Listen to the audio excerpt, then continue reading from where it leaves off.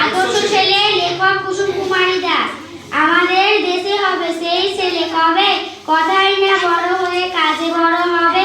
মুখে হাসি বুকে বল তেজে ভরা মন, মানুষ হইতে হবে এই তার পণ। বিপদ আসিলে কাছে হও আগুয়ান, নাই কি শরীরে তব রক্ত মাংস প্রাণ। হাত পা সবারই আছে মিশে কেন বল, চেতনা রয়েছে যার সে কি করে রয়।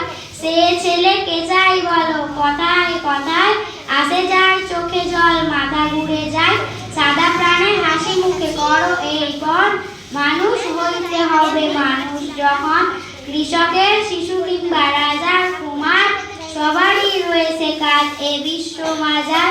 হাতে প্রাণে খাটো সবে শক্তি করো দান, তোমরা মানুষ হলে দেশের কল্যাণ।